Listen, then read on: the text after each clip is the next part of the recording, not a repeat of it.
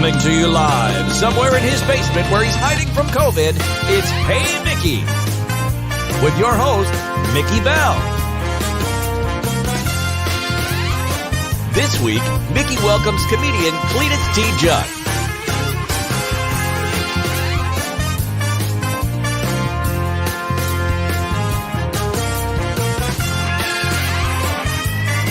And now, here's your host, Mickey Vale. What is up, everybody? So glad to have you joining us for another week of Hey Mickey. I know that it has been a while since we have been on with you, but we have been traveling. We've been battling COVID. We've been burning down the White House. I mean, we've just been doing all sorts of stuff. So I'm just so glad that you are back with us. I want you to go ahead right now and share this video so that others know that we are back on the air and that we've got a great show lined up for you tonight. We will get on that here in just a moment. But first of all, hello, Carrie. How are you doing? Big Dave Richardson, so good to see you on tonight. Melinda, thank you so much for sharing the broadcast. Stephanie, hello, hello. Hello, Gail. How are you? Melinda, hello. There's Terry. Hello to you. Good to see all of you guys coming on. I absolutely love it. Go ahead and comment below where you are watching us from. All right. So what city, what state are you watching us? And we would love to be able to possibly either give you a shout out or just say hello to you while we are on the air. Also want to let you know that we will be monitoring the comments. So when we bring our guest home here in just a second, you will be able to ask your questions, make comments, do all sorts of stuff, and be a part of the show. I just want to remind you that you can sign up right now to be a part of the official Comedian Mickey Vale fan club. You can do that by going to our website at themickeyvale.com, or you can go to patreon.com/themickeyvale, and every person that signs up will be receiving a brand new t-shirt. These are shirts that will only be available to our members. So we want you to go ahead and be a part of that. My guest tonight, listen, I am so excited to have this guy on the show with us. If I had to describe the impact he's had in what I'm doing, it's simply because he's already done it, he's doing it, and he's very successful at it. Cledus T Judd he hit the scene doing parody songs of country music, and the boy knows what he's doing. He's got a great story that we're going to share with you tonight. But y'all, ladies and gentlemen, make welcome, if you would. Right there he is, Mr. Cledus T Judd. How are you, brother? Hey, what's happening? Thank you for having me on here. That was one of the best intros I think I've ever gotten. Well, you know, I try to bring the people in, and you just say whatever you have to say. Well, you bring them in, and I can assure you I can run them off. Well, Cledus T Judd, I mean, I'm telling you, we're going to get into the career. We're going to talk about all that's going on. But just right now, just update us family-wise, COVID-wise. What's going on with you? And, you know, Mickey, you and I have talked several times over the last few weeks and a month or so. And COVID has really taken, I tell you, it's a really bad time. I never thought I would live long enough to see all of this dissension and, you know, the virus and, you know, fighting amongst ourselves. And it's been really a tough time. You know, my daughter had COVID several weeks ago, maybe a month or so ago. Her mom had it, just about my entire family. And I told you the story over the course of a week or so. My aunt and uncle and my cousin's husband, his mother and dad, my two cousins, they all got sick with COVID and passed away all within a week of one another. And it was really tough. So, you know, the Bible says you ain't supposed to question the good Lord, but I tell you, in times like this, boy, you sure would like to sit down and have a conversation. I may not question him, but give me some enlightenment a little bit. Yeah, absolutely. So take me back. because I've been following you, your career, everything. But I want the people to know. Take me back to Cledus T Judd as a boy. What was life like growing up? Oh, Lord, this is horrible, and I'm just going. Got to be honest. I did an interview with a magazine here for the Thanksgiving holidays and Christmas holidays, and the lady that was doing the interview, and she wanted to know, all my fun stories of growing up as a kid, down south. And man, the sad part about it is, Mickey, I had to make half of it up because my childhood was pretty rough. It wasn't normal. My mom and dad were divorced, and there was a lot of dissension and arguing and fighting. But hey, everybody has a story, and I think that did for me was it helped me develop my sense of humor. Because we lived way out in the country. I didn't have no neighbors for a long time, and so I had to kind of entertain myself. And I think that's what the good Lord didn't give me much looks, but he threw a sense of humor at me and said, "Hey, this is best you got right here." So it was, I love sports. I played sports my whole life. That was a big outlet for me. In middle school, high school, I played basketball, football, and baseball. I was a punter in high school. And I'll tell you a quick funny story. I worked for 2 years to be the punter my senior year. I always kicked barefooted because I didn't like a shoe on my foot. And we were playing my rival high school, Cartersville High School, where the great Trevor Lawrence is from, plays at Clemson, the quarterback. Okay. So first, we did a 3-and-out, first 3 plays of the game. And Coach Murphy said, "Get in there and kick that thing. Get them out. Back them up." And I kicked it behind me. Went straight backwards. Never punted again. Never saw the again after that.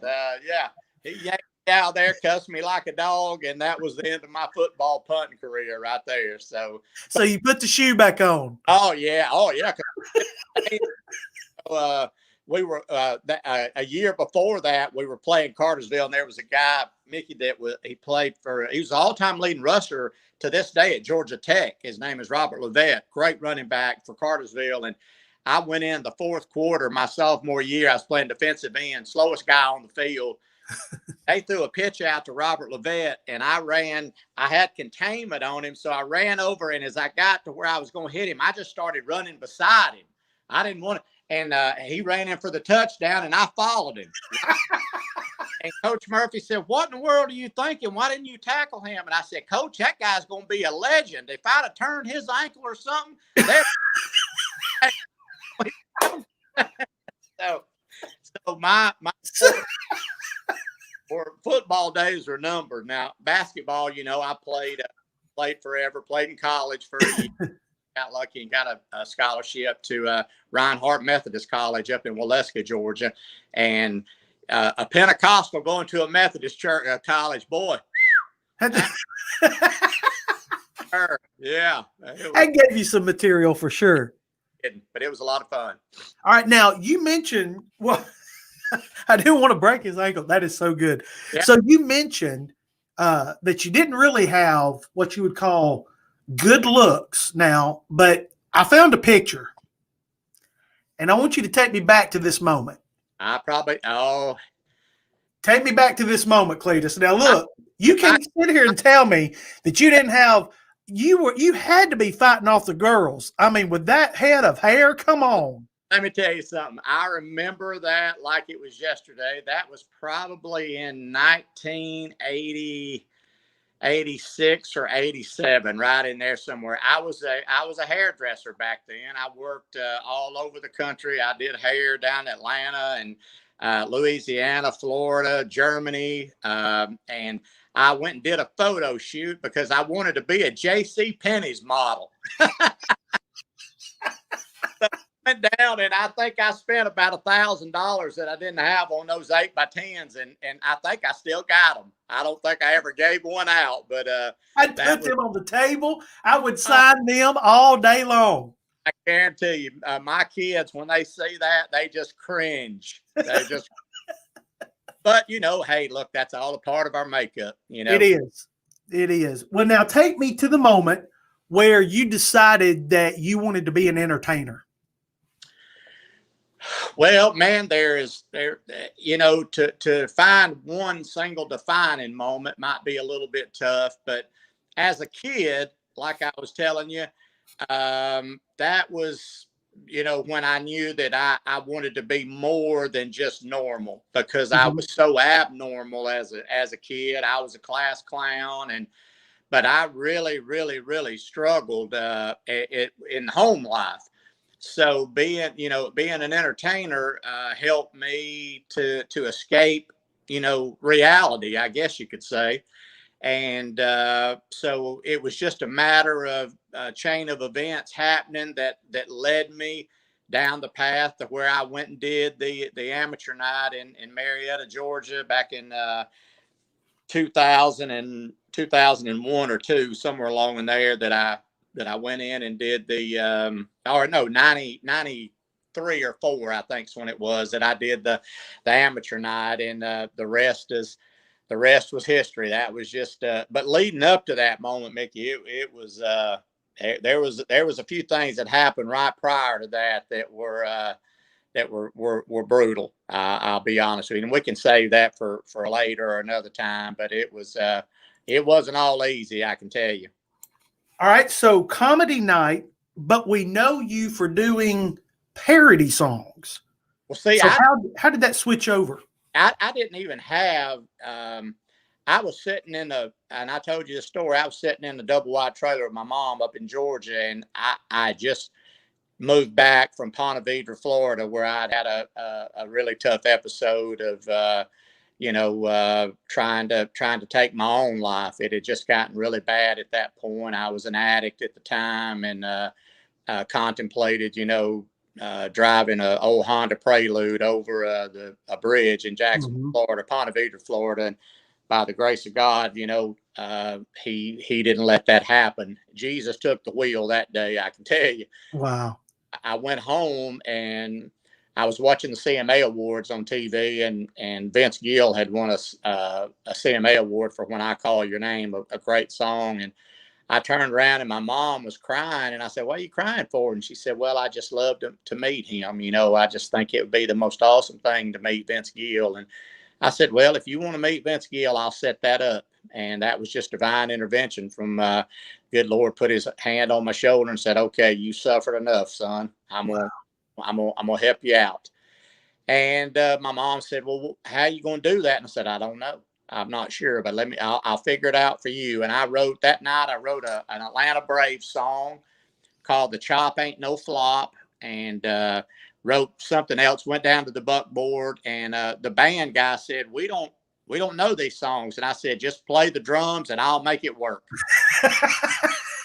I won the $50 that night. I'll never forget calling my Aunt Carol, my aunt that passed away a few weeks ago. And I called her collect, and I said, "I'll never forget it. I hope as long as I live." I called her and I said, "Aunt Carol, I think I just did something right." And just see her, because it just felt right. That was really the first time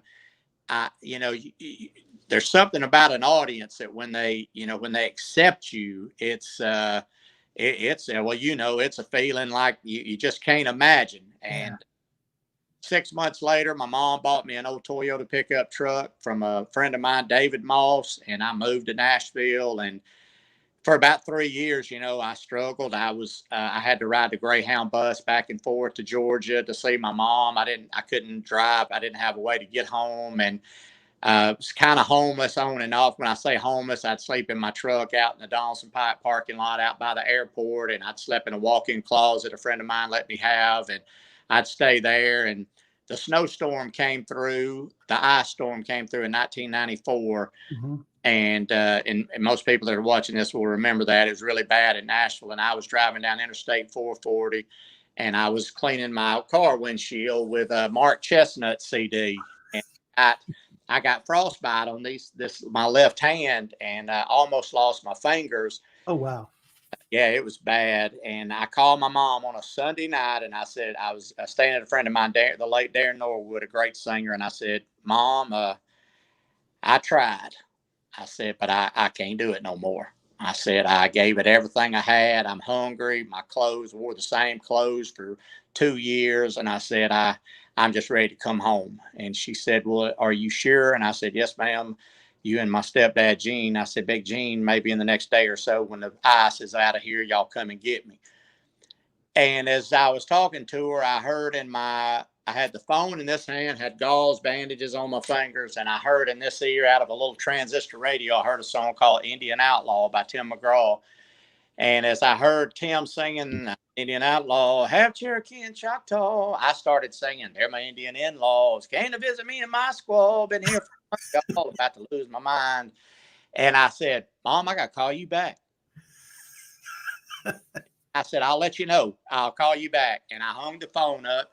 Me and a friend of mine, Bruce Birch, wrote Indian In-Laws that night. And I borrowed some money and recorded it a couple of weeks later. And about a month later, it was on 199 radio stations. And my career took off like a rocket. Now, I'll end that segment by saying, following Indian In-Laws, I had a couple of other songs, Gone Funky, If Shania Was Mine, She's Got a Butt Bigger Than the Beatles. And then I was about 2 years into a really taking off, selling a lot of records, and the videos were huge and life was good. And now you want to talk about, now I don't want to go to preaching on you. You talk about the good Lord putting you in a situation. Listen to this. I hope everybody that's on here is listening. I was asked to go play in a celebrity golf tournament at Hermitage Golf Course in Nashville. And I told the guy, I said, man, I just got off the road. I said, I don't want to go. I'm wore out. I'm tired. He said, I just think you need to go. It was for a benefit. And I said, well, all right, I'll go. And I show up to the Hermitage Golf Course. I'm tired, didn't really want to be there. And I look up on the big boards, where all the golfers were. And I was looking for my foursome. There was a foursome and then a celebrity, And I thought, well, I'll be the celebrity and I'll play with 4 guys to play with. And I'm tired. So as I get there, I was on hole number 13A. I'll never forget it, 13A. And it was so-and-so, so-and-so, so-and-so, Cledus T Judd, Vince Gill. No. And I thought, now's my chance. And so what transpired after that was 5 hours of riding in the cart with the reason I was there. Goodness. I told Vince that story, and I said, man, I told him the whole story, and I said, at the end of the day, we actually played 9 more holes, and I said, would you do the video with me? It's called Wives Do It All the Time. And he said, I won't do it for you. I'll do it for your mama. He was just kidding, of course. And so my mama sent me to Nashville in an old beat up Toyota pickup truck. And about 4 years later, I brought her and my Aunt Myrna and her friend Johnny Gale to Nashville in a limousine. And on a Monday afternoon, they were all sitting there and the whole cast knew what was going on. And my mom was there and there was a knock on the door a little bit after lunch, and everybody, all the directors stopped and the production shut down because they knew what was fixing to happen. And my director, John Lloyd Miller, said, hey, why don't you grab that door right there, Moselle? And she said, well, what do you want me to get it for? And he said, oh, just grab it. We're going to break for lunch. And my mom, I'll never forget it, as long as I live, her little feet walking across the floor, and she opened that door, and there stood Vince Gill. And I said, I told you, Mama, I could do it.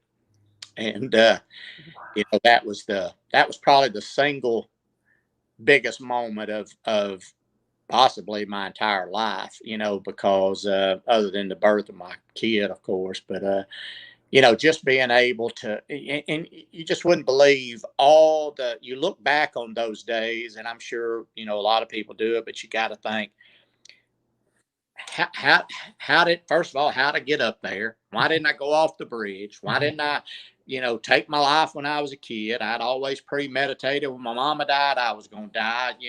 How did you end up, hearing that song right on the night you're ready to come home? How did you get in a foursome that nobody in the world knew that you'd been up there for 4 years trying to meet that man? There your name was, Vince Gill, and then all of a sudden there's your mom, and she made, and to this day, when my mom died, Vince has always called and talked to me. I talk to Vince frequently, and he is still a dear friend. And I'll always be indebted to Vince for doing that.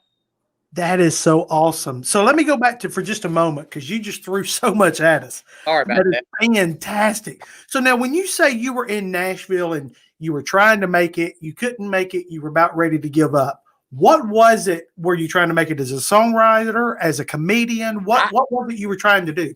Well, believe it or not, I didn't know. I was. I wished I could tell you that I was fully focused on, one certain thing. I knew that I wasn't going to be a singer, like Jason and people like that. So I just knew I could sing funny. And the funny thing with me is I can't sing on pitch in my normal voice, but I can sing on pitch in character. And it's crazy. Like, I can't do a harmony. If Jason Crabb called me tonight and said, "Hey, I got $1 million in the back of that bus. I need you to sing harmony on Through the Fire, and I'll give you $1 million." I'd have to pass on it. But if he said, "I need you to come out and do it in Cledus character," he'd have to give me the $1 million.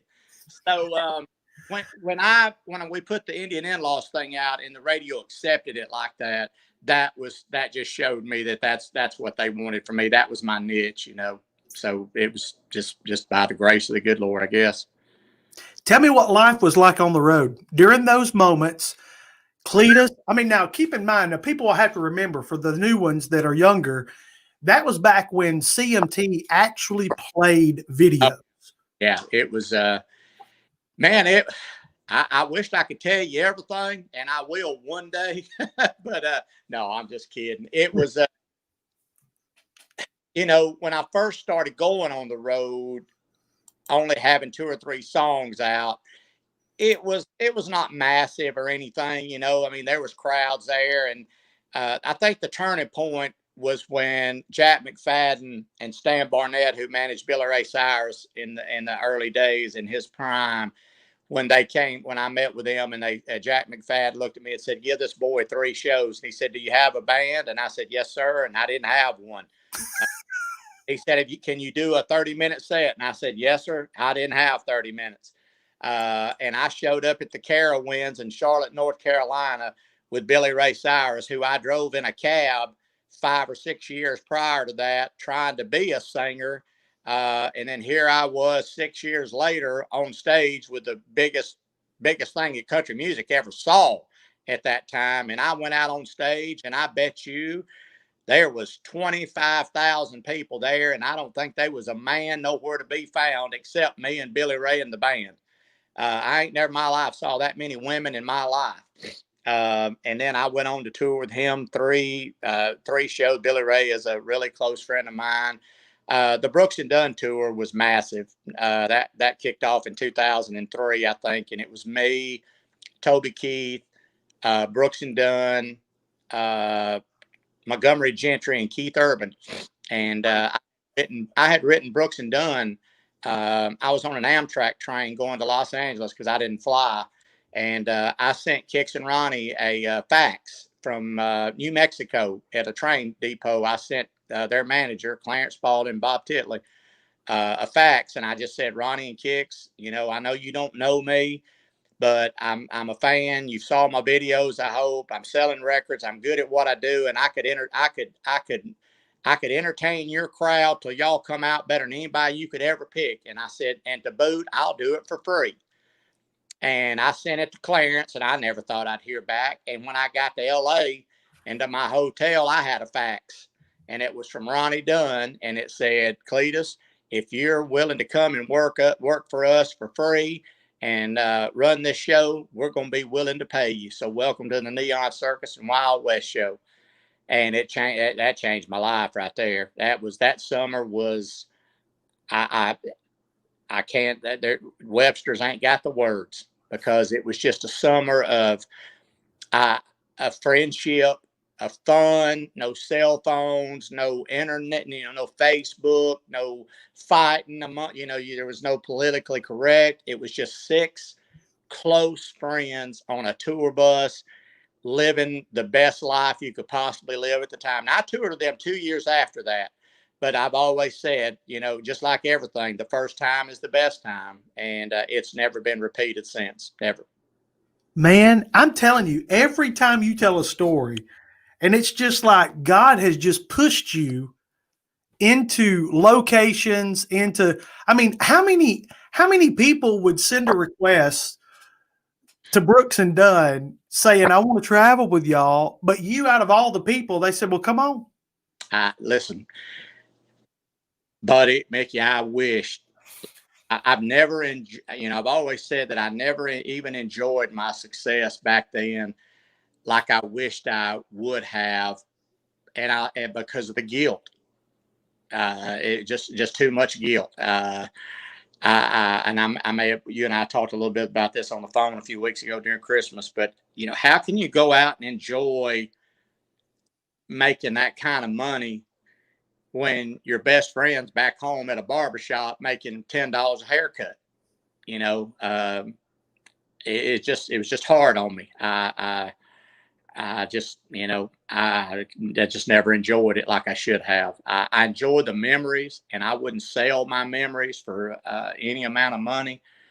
But I wished I would have knew of a way, because I would go out on stage and it'd be 20, 30,000 people, and they'd chant your name and Cledus, and I was a low man on the totem pole, compared to all those guys. Of course, back then I was probably a little bigger than maybe Keith and some of them, but of course they've done wonderful. But I would be the funniest guy you've ever seen out there in that crowd, and work a crowd better than anybody. And I'd go back to the bus and bury my face in a pillow in the back bunk and cry like a baby, because I just miserable. I was just lonely, I would just eat up with guilt, so I didn't ever really enjoy it like I wished I had for some, whatever. Maybe it's because I cared. Maybe I always said I wished I could have had Elvis's money, because I had Elvis's heart, because I'd have gave it all away. No Wow. question. So it's been no secret, and you've made it perfectly known, that your daughter was the reason that you came back home and off the road, and the reason you've stayed off the road. And now she's kind of given her blessing. So tell us, what's the plan right now? Well, Caitlin was born at Vanderbilt Hospital in 2004, September 11th, 2004. I was still using up until that point, cocaine, meth, you name it. And the night Caitlin was born was it was late in the morning, early in the morning, late at night. And after she was born, I had I had about $1,500 worth of $1,500 in one pocket, and I think about a half ounce of cocaine in the other one. And after she was born, probably 10 minutes after she was born, I ran to the bathroom, where I seemed like I lived the last 5 or 10 years, with your head down, buried in a plastic bag. And I never forget,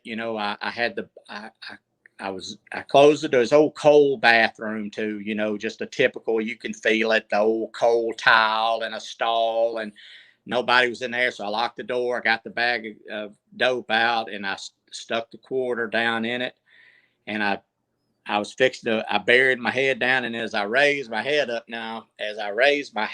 I saw when my head came up, I saw the most frightening, ugly, disgusting, despicable human being that God ever built in that mirror. And that would be me. Wow. Nobody else in there, just me and a quarter, cocaine in my hand, and a bunch of money in my pocket, with a baby girl laying, 100 feet from me. And I thought, you're a sorry son of a, what, after the life you've lived and the chances you've been given. If you stick that up your nose, you don't deserve what's laying down there in that crib. My goodness. And I took that quarter, I took the dope, and I threw it in the toilet, and I kicked the flushing thing with my foot. And that quarter that I had, I threw it on the ground. And when you go to a wishing well in the mall and you throw a penny in and it goes around and around, it just takes forever till it goes in and disappears. Well, That quarter, when I threw it on the floor, I leaned up against the sink in the wall, had my shoulder on an old cold block wall, and just bawling my eyes out. And I was watching that quarter, and it was just going round and round. It was like it's in slow motion. I just bawling my eyes out. I kept thinking, hurry up, just hurry up. And it got smaller and smaller. And as it got in those smaller circles, I started feeling better, and I quit crying. And then it just stopped, and it was on heads or tails. And then I knew then it was over. Done. I picked the quarter up, and I don't have it's in my wallet. Wow. I've had it for 16 years. 2011 or 2000 this past September, I've been clean since the day she was born. Never used again, ever. And yeah, that was never forgot. For some reason, there was some kind of significance to the quarter. I've always thought, and the way that it was like, just slowly but surely. I was just waiting. I was waiting for the pain to go away, and when the quarter stopped, so did I. And she's 16 now. My stepdaughter's 16. My stepson's 14. And they basically came to me and said, look, Dad, man, we're sick of them old videos. You need to leave us alone, and you need to go do something else and get on and and I talked to Caitlin, before, actually a couple of years ago, and I asked her about going back out on the road, and Amanda and Caitlin said, Dad, here's the deal. If you're just going to go out on the road, sing them old silly songs, she said, I'd rather you hang out close to home. But she said, if you're going to go out, give your testimony, and try to change people's lives, Wow. I'll be waiting on you when you get back.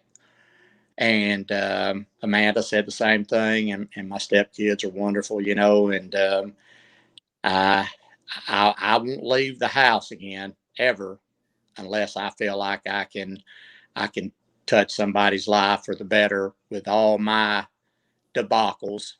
Somebody asked me, would I do it all again? And I said, in a second. I'd do it just exactly the way I'd done it the first. I would go through every heartache. I'd go through every hurt. I'd go through every pain. I'd go through every disappointment because the good Lord took one for me. I'll take one for them. Wow.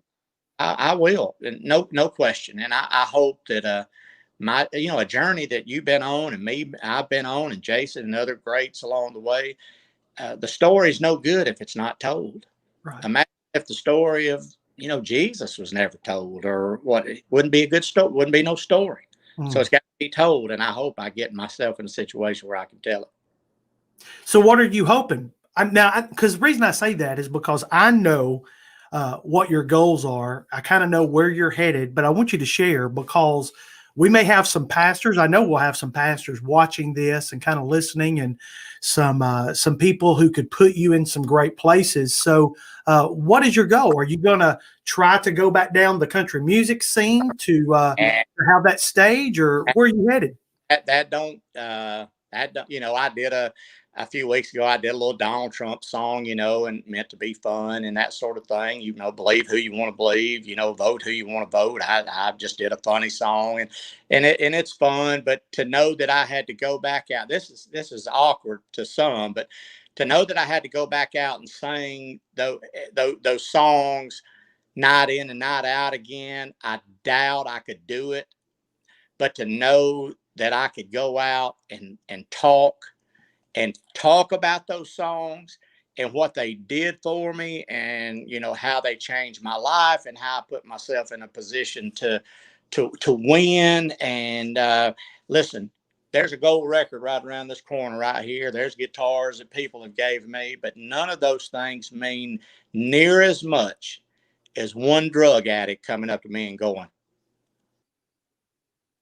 you can do it. I put a price on that. You gonna give me $10,000 to go sing If Shania Was Mine, or you gonna bring me into church and let me see if I can't lead them to the promised land? That's what I want to do. I love it. I love it. I don't know. So, but wherever he sends you, you're going to go. no question. It would be. It's just what I want to do now. It's there's a conviction there. There's a passion there. I just want to be able to share and help. And I spoke down at a church in Atlanta in Conyers, Georgia. And you and I talked about this, and I said, well, my nephew is the pastor there. He's a wonderful human being. I mean, just love him dearly, Pastor Billy Moss. And Billy said, well, we're going to pay you. And I said, hey, just throw a love offering. I don't care. I just want to. There was a lot more love than there was offering. No, I'm kidding. Actually, I told you it was the other way around. And but to see people stand up, and I'm not a very good I'm not worthy to pray. I'm not worthy to pray. I say, Jason Crabb, yourself. I hate to mention that, but I'm such a fan of the Crabb family and Adam and all of them. But man, some of them pastors, they can preach, and you'll jump 9 pews, turn 2 cartwheels, and never have rheumatoid arthritis again. Yes, when they pray. Yeah. I ain't never felt worthy to do that yet, but I sure do love to get out and touch people and share my story with them for sure. So that's what I want to do. All right, so I want to give the people that are watching us, because I want you to see some of this. Yeah. Paula says, what a blessing for this old mama. My son committed suicide 8 years ago. He loved those pills, and it makes me so proud to see someone that made it. You can do it God's way. Penny is saying, you are awesome. Vanessa is saying, God is good. Let's see here. Here's Penny saying, God bless you. That is awesome, Cledus. Wow, this is some powerful stuff tonight. So some people are just jumping on board and loving your testimony. To the first lady there that did that, said that about her son. That's tough, because that was, I was always told from a little kid I'd never amount to nothing, and they said I'd never be a basketball player. I played college basketball. They said I'd never be nothing but a barber. I traveled all over the world as a hairdresser, did the world championships of hairdressing in Dusseldorf, West Germany with Whitney Houston. They said I'd never be a comedian. I sold 2 or 3 million records. But with all that being said, with all of that, I found myself in 1991, desolate, miserable, addicted, and had no money, no food. I mean, that was the rock bottom. Nashville didn't touch where I was at that point. I had no Honda Prelude, and I drove that thing back and forth across the bridge for 6 hours, trying to figure out how to do it. And you wouldn't believe the thought process. I wasn't in my right mind, but I thought, well, if I do it right here, I'm gonna back up traffic. And if I do this, somebody may see me, and it may scar them for life. For 6 hours back and forth. And I finally ended up on the other side of the bridge, and I called a friend of mine, Van Council in Atlanta, a big hairdresser down there, and told him what happened. He said, leave the car there and come on home. And that's what you call an angel. Van Council that day was my angel. He brought me home, gave me a job. I went from being a world-renowned hairdresser, having stuff published in all kinds of magazines, to standing behind a chair washing other people's hair for $8 an hour. Humble, and so I feel really bad. I was one of the lucky ones. That young lady that commented a while ago, her son wasn't. And there's too many of those tragedies out there. Hence why I want to do what I do, because I sure would like to got my hands on that young man before he did what he did. And you know who suffers the most? That mama right there. Those who are left behind. You ain't kidding. My best friend since I was 6 years old took his life several years ago, Brent. And his pain was over at that point, but his dad's was just beginning. Mm-hmm.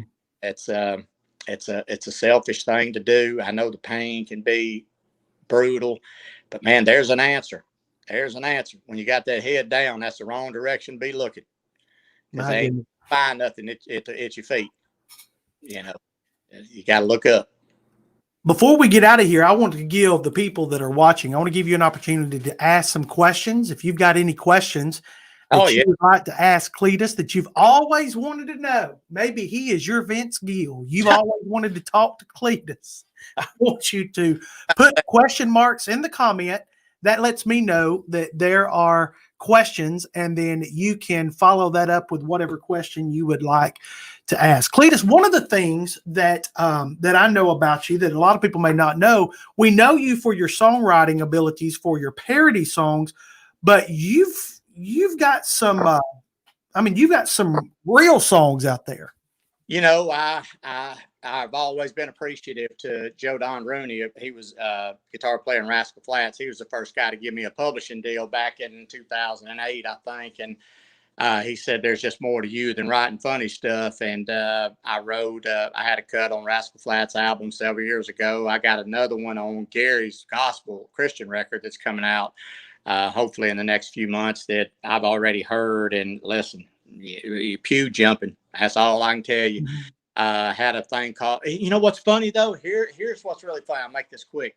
I wrote all these thousands of songs trying to get them cut, never could get them cut. And then all of a sudden I started writing faith-based songs. And next thing you know, Adam, the Crabs called and said, hey, we're cutting, help me help someone. And he's going places, Adam. And then, you know, this new one with Gary is called, I better not give it away, but it's faith-based for sure. How do you feel about working on Sundays? And it's basically a story about, look, you know, your girl leaving you and you know God needs a day off, but man, I need to know how you feel about working on Sunday. I need a miracle in a big way. I know, Lord, this can't wait till Monday. So how do you feel about working on Sunday? And it's when he sings it, Lord, that is so good. It's really good. And then the biggest one so far was the Brantley Gilbert 3 Feet of Water. And I started that about 15 or 20 seconds before I got baptized at Christ Temple in Huntington, West Virginia. And I was getting ready to get baptized, Caitlin, in the same pool where my daughter got baptized. And I was getting ready to go in. And I told you, I saw all these flashes of light, like popping in my head, and it was like all the addiction and the abuse as a kid and the spending the money and the fame and I never saw nothing good. It was all bad stuff and then it quit. It just quit like that quarter. And I said, thank you, Jesus. I'm fixing to leave all that in 3 feet of water. And buddy, I went in one man, came out the other. And I still don't do great all the time, but it ain't from lack of trying. We have a few people that are starting to ask their questions, and then I've got a few more. Let's see. Let me see if I can find one here. Oh, here's a good one. When are you and Mickey going to do a show together? Buddy, whenever he gets that love offering right, I guess. I'll get the love and you get the offering. No, I'll take either way it's good to me. That'd be awesome. You know, if I knew I had to go out, like I said, and sing a song or two or go out and speak to the masses or Mickey and whoever, that'd be my choice for sure. Oh, we're going to work on it. We're trying, actually, we have been talking through the holidays, and we're trying to get some things set up and kind of do some things together. Cause man, I'm telling you, we both got stories to share, but we both come from different perspectives, but we end up in the same place, and that is what's so good. Big Dave Richardson wants to know, how did he lose all his weight? I tell Big Dave Richardson I found it again. COVID, me and my wife actually went to the gym tonight, and we did a body scan, you know, because we're trying to work on our body, and it shows you pictures of 360 of your body. And let me tell you something. No. Yeah, no more peanuts. No more. I can tell you. So, but I've tried to, you know, do halfway decent, but with all look, there ain't no excuse. You know, what am I gonna do? Come up with COVID and lockdown? I'm a grown man. I know what I need to be putting in my mouth and what I don't. So, so keep your fingers crossed. Rachel wants to know, have you put out a gospel CD yet? No, because, you know, I'm not a good enough singer.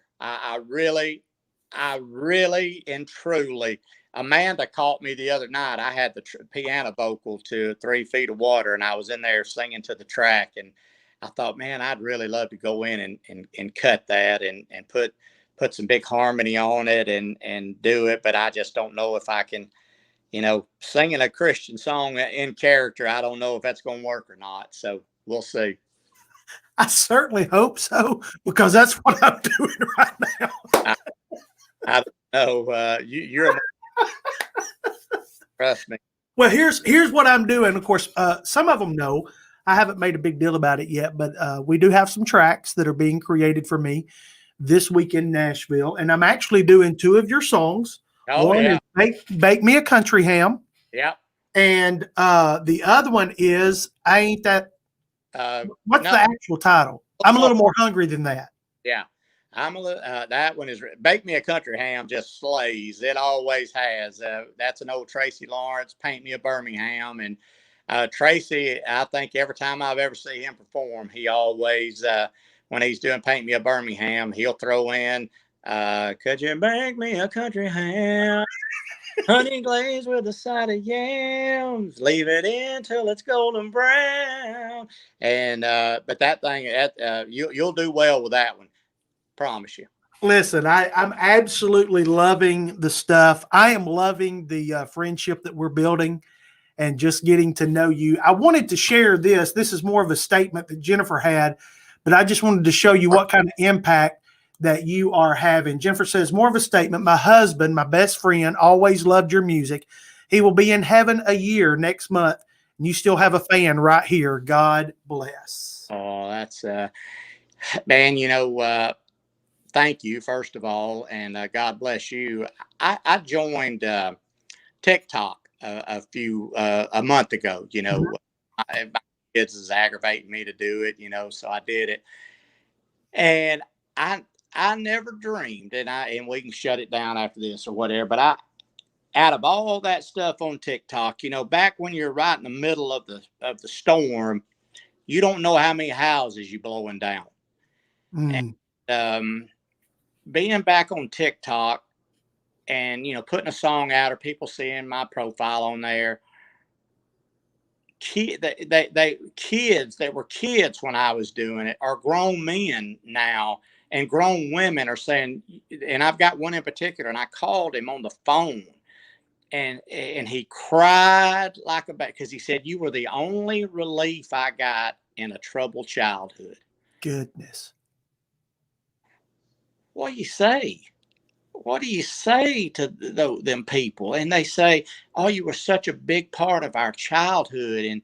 And thank you. You were, you never did dirty, I mean, look, I wasn't always, an angel by no means, but that one in particular, and he did a duet thing on there where you got me beside you, which I wasn't really there, and he said, this guy right here, I never thought I'd ever see him on TikTok, but he was the one that was saying that I really made a troubled childhood a lot better. And I sent him a message and I said, call me. And he said, I can't. I can show you. Amanda videotaped it. And he said, I can't. I just can't do it. I can't hold it together. Call me. And he called, and it was just awesome. And you think back, man, maybe I did do something right. Maybe, like I told my Aunt Carol on that telephone, on that collect call, maybe I did something right. And I'm gonna leave you with this one right here. And I hope this one will, and I hope you get this same thing. I was on that Neon Circus tour with Brooks and Dunn in 2004, and they did CMT did a show called Inside Fame. Mm-hmm. Almost like VH1's Behind the Music, where they go in and they do your life story up to that point or whatever. And I sat on the bus and watched that with Toby and Kix and Ronnie and Keith and Montgomery Gentry and a guy named Brian McConnell. And after it was over, none of them said nothing to me. They didn't say, man, that was awesome, that was great. But the last 3 minutes, every one of them was going, trying to be, they was crying, I think it moved them a little bit, and we never really spoke about it. Well, I came home off that tour that following weekend, and I was in Hall of Fame Lounge in Nashville. It's closed now, of course, but it's probably 10, 11 o'clock at night. And this girl came up to me and she said, "Are you Cledus?" And I said, "Yeah, I'm Cledus." She said, "Well, have you got a minute?" And I said, "Sure. What's up?" And she said, "Well, I'm going to tell you a quick story." She said, "I moved here 3 years ago." This was in 2004, so whenever that was. She said, "I moved here 3 years ago to be a songwriter and a singer." And she said, "Never have got a cut and never really got to really even sing out much other than a couple of acoustic shows or whatever." She was from Portland, Oregon, Seattle, Washington. She was from Seattle. And she said, "So after being here for 3 years," she said, "I called my mom in Seattle and she said, Mom, I want you and Dad to bring the U-Haul down. And I got to go back home. I won't come home. I'll just try to do it on the music scene there and so forth. I guess got to come home." And she said, while I was on the phone with my mom, packing my boxes to come home, your Inside Fame came on. She said, and I started watching it. I told Mom I'd call her back. So I started watching it. And she said, the more I watched your Inside Fame, the more I unpacked my boxes. And she said, by the time your Inside Fame was over, I had everything back up on the shelf. Wow. And I don't know if I'll ever make it. Not sure if I'll ever make it. But you gave me an extra day to try. And wait, say that. I don't know. I can't even comment. It's too big. It's bigger than mine and your conversation, you know. So there you go. I don't know if she ever made it, but I tell you one thing. I hope she did. I hope she got one more day, you know, to try. I gave her that, or I feel like I did. So there you go. Dude, it's like you just keep dropping these bombs, and then we're sitting here going, well, hey. I mean, the stories you have, and how about this? How good is God? How good is God that even before you committed to saying, I'm going to go out to the churches and I'm going to reach these drug dealers and I'm going to reach these people that are addicted to drugs and I'm going to reach these people that are thinking suicide. Even before all of that, God was using you and your story to save people's lives before yours was actually saved. Yeah. My goodness. I don't even know. It's bigger than I don't know. I don't know why. I don't know why. I'm not sure, but I know I would be doing him a big disservice after all I've been given. And let me tell you something. I drove the nicest cars, lived in the biggest houses, and never dreamed in a million years I could find more happiness than a $5 Bible, you know, because I used to open up the glove box on them Mercedes and they wasn't nothing in there that said, oh, here's happiness right here. Right there. It wasn't that glove box of that Mercedes you just spent $200,000 or $100,000 on or whatever. Oh, this $700,000 house. Oh, there's got to be happiness in the square footage. I mean, surely in these empty bedrooms that I can't afford to put furniture in, there's got to be some happiness in there. They ain't. It's unattainable. You know, things. I mean, everybody wants nice things. There's nothing wrong with that. I think God wants to prosper and do that sort of thing. But there's nothing wrong. But I've learned that, you know what, we live in I can take you on a tour of my house. We got a nice little house here. It's, you know, 5 acres out here behind us, some deer running around out here. But you know what? I've learned that I can actually cook on an electric stove, roll my own car window down if I have to. That food in that refrigerator over there will stay cold, and a white refrigerator is good till a double stainless. And I just wished I would have learned that early. But if I'd have learned it early, guess what? I may not be talking to you right now. Right. So I learned it when I was supposed to learn it. Yeah. I know nothing else. I don't know. I learned it when the good Lord said, okay, what's that? I don't know what the verse is, but well done. Well done. Now I'm gonna now it's your turn, and I ain't gonna let him down.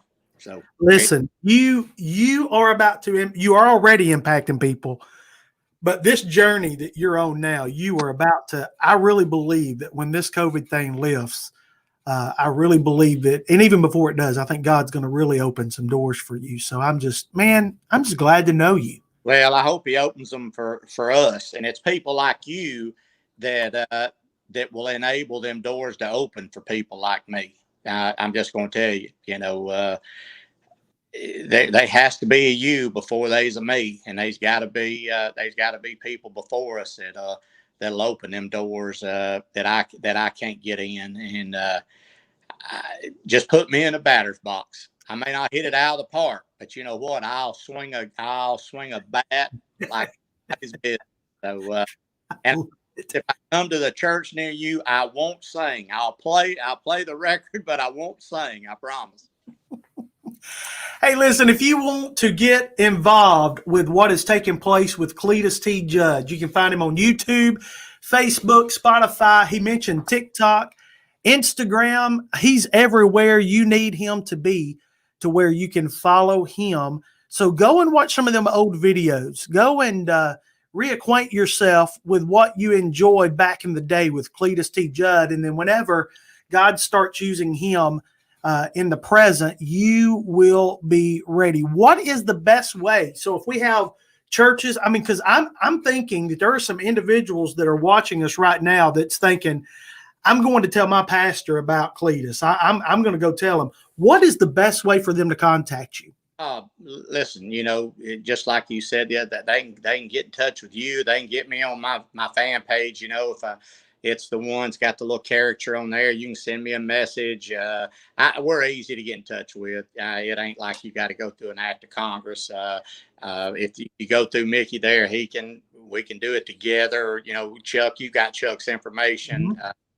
Mm-hmm. I hope people will give me a chance, to come out and talk and spend a morning or an evening with great people and hear the story. Like I said, a story is not a story unless it's told. And I hope I get the chance to tell it. So with that being said, morning radio is calling my name, the 350 wake up call. I've been talking to Jesus about that a little bit. Come on now. Tell Mickey to get busy. It don't start the service till 10. I got off here, and thank you so much for having me, man. You're a great dude, and I'm glad to get to know you. Thank you, brother. Thank you for your time. I know you've encouraged people. Go get some sleep. You got it. Have a good night. Oh, thank you. That's Cledus right there. Cledus T Judd right here on Hey Mickey. And I hope that you have been encouraged. I hope that, I don't know how you could sit there and say that you haven't been encouraged. I just don't know. The best thing you can do right now is that you can share this video with somebody who needs some encouraging, somebody that's having a bad day, somebody that is on the path of wanting to take their own life, somebody who wish they could have a turnaround. Share this with them. You don't even have to say anything. Just say, hey, you remember Cledus? Watch him and let Cledus help these people. Man, I'm telling you, he is so inspiring.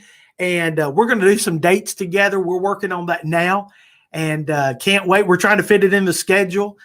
For those of you that are watching, check us out, themickybell.com. Go to our website, check out all the shows. We're doing about 10 or 12 shows a month, even with COVID.